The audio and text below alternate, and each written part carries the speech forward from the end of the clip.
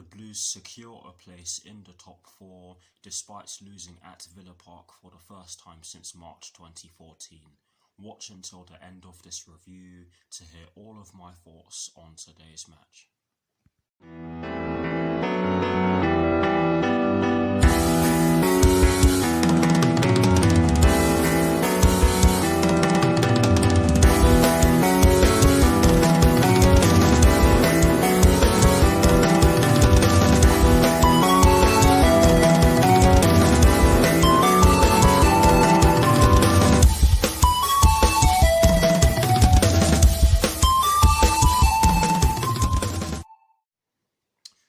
Hello people, welcome to my channel, welcome to another video. This is my review of the match that took place earlier on today at Villa Park in the Premier League between Aston Villa and Chelsea, which Aston Villa ended up winning by 2-1.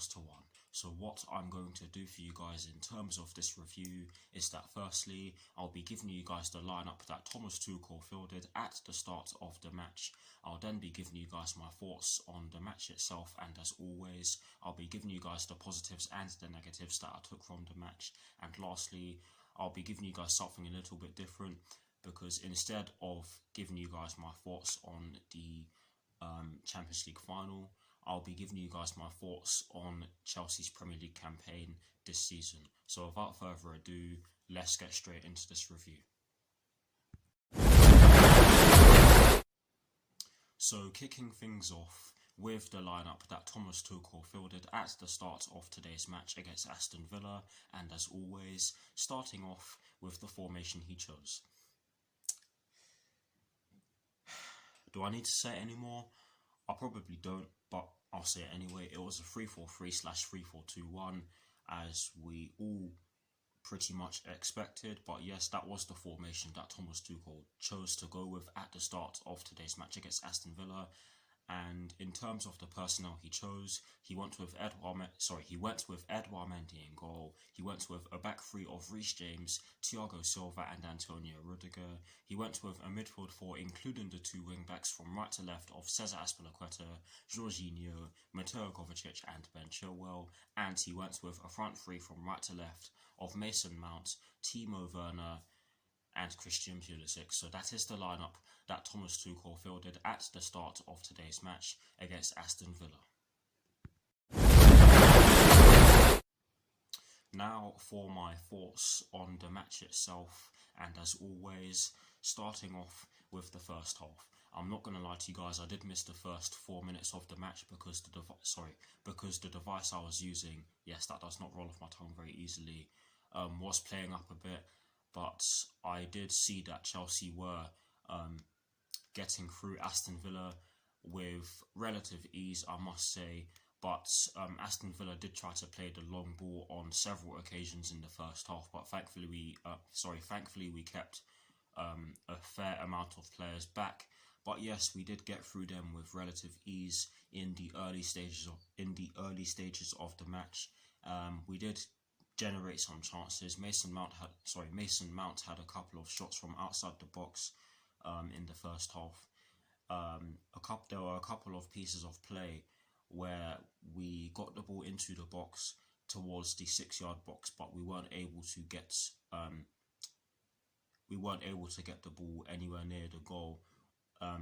Or shall I rephrase that by saying that we weren't able to threaten the goal from such a position. Sorry, give me a couple of seconds to cough. Sorry about that.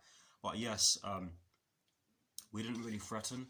The ball just wasn't sticking. Timo Werner had some good chances as well. I remember a piece of play in the first half where the ball came into the box from our left-hand side, and one of the Aston Villa players stopped Timo Werner from hitting it by getting in the way and putting him off. But Timo Werner did have a chance to head the ball into the back of the net, but he did not get enough on the ball to direct it towards the goal. But he also had a chance where he took a shot from outside the box with his weaker left foot, and it did force Emi Martinez into making a save, but it wasn't a difficult save to make. However, it was going into the top right corner on Timo Werner's side. But long story short, we did have chances in the first half, and we definitely should have gone into the lead before we conceded, because some of the chances we had were clear-cut chances and chances that we should have taken. But I'm going to get into the goal now, the opening goal for Aston Villa, of course, because I'm sorry, the defending, especially the marking for this goal, was a shambles. I mean, the corner was well taken by Aston Villa, and the player who took the corner for Aston Villa, I can't remember who it was now, saw that there was a lot of space on the edge of the box, and I think it was Timo Werner who was meant to be marking Bertrand Traore. But not only was that bad from him, if that was him, of course, there were a whole host of players who could have pressed the ball when it was fed to Bertrand Traore, and none of them did so.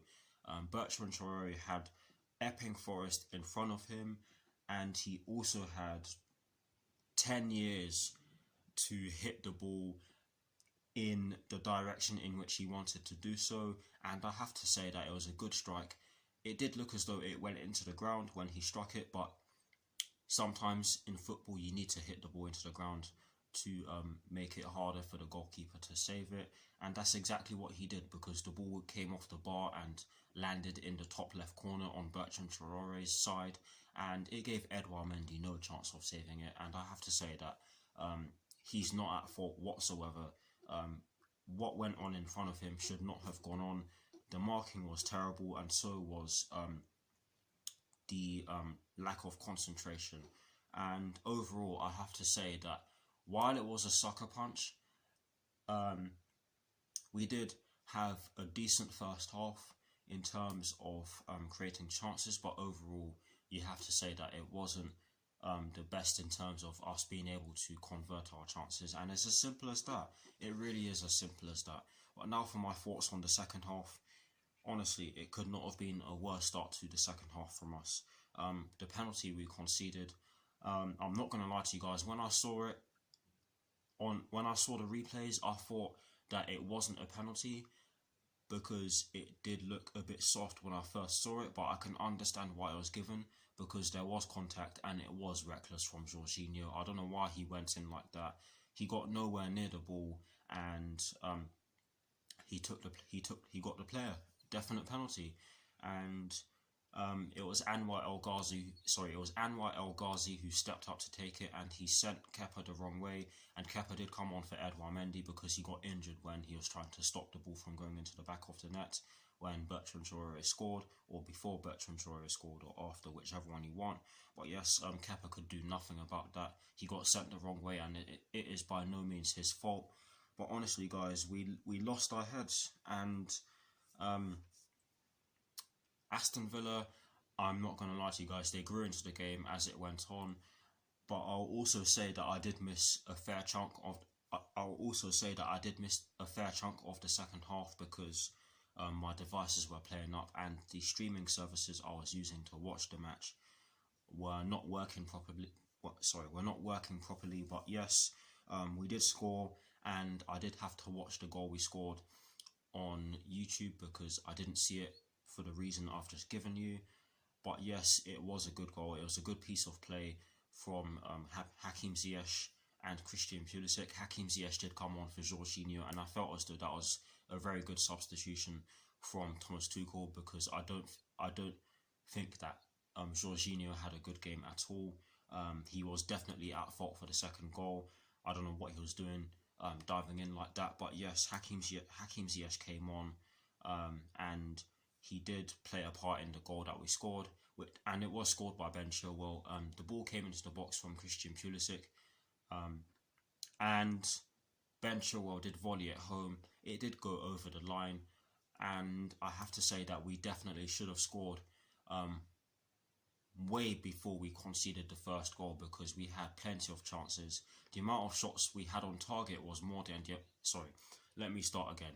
The amount of shots we had on target was more than the amount of shots Aston Villa had in the entire game. And that just goes to show that we're not clinical. We're really not clinical. And to be honest, Aston Villa deserved the win because they were organised. They shut us out. They made it very hard for us to get through them, especially in the second half. And they were clinical, unlike us. So it's as simple as that. Now, moving on to the positives and the negatives that I took from the match. Unsurprisingly, there are no positives because, to be honest, it was a poor performance from us overall. Moving on to the 3 negatives, because I always do this in threes. The first negative that I took from today's match is the fact that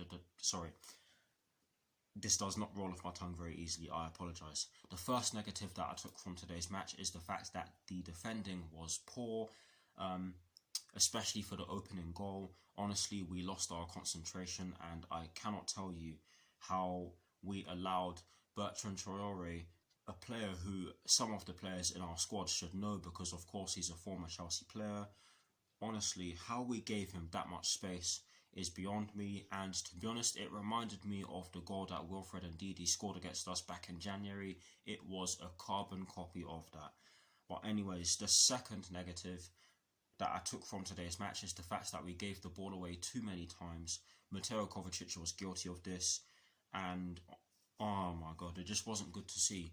And we're never going to do well if we keep giving the ball away, and it's as simple as that. And that did play a part in us losing because, if I'm not mistaken, the second goal for Aston Villa, of course, did come as a result of us losing the ball quite cheaply in our defensive third. But yes, we did give the ball away quite cheaply and very unnecessarily on each of those occasions. But the third and final negative that I took from today's match is the fact that our finishing was terrible. Honestly, guys, it was abysmal. I could give you a whole host of examples of our poor finishing, but we'd be here all day. But yes, I'm just going to leave it as that.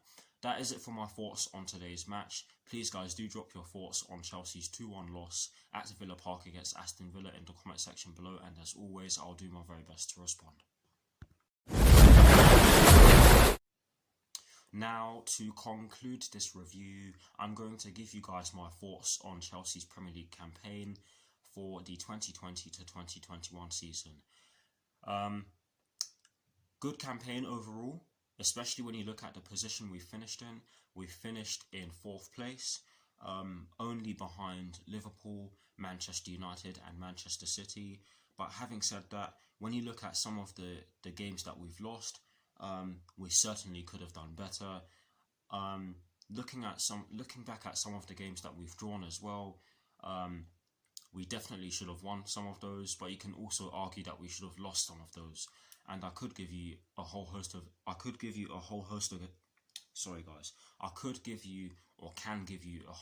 examples of those, but we'd be here all day. And to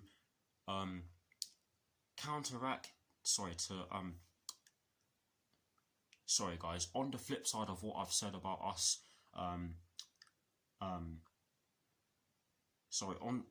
the flip side of what I've said about us drawing and losing some of the games that we did this season, you can definitely say that we probably shouldn't have won some of the games that we've won this season. But honestly, guys, it was a crazy season.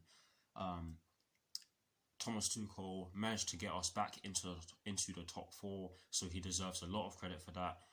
It was unfortunate to see Frank Lampard go in the middle of the season, but it is what it is. Hopefully he's back in management. Hopefully he's back in management soon. But yes, we are in the Champions League next season.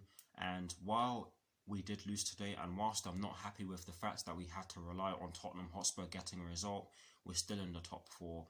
And honestly, I'm really not happy with today's performance. It was not good because it isn't good because it's not what we needed going into next week's Champions League final.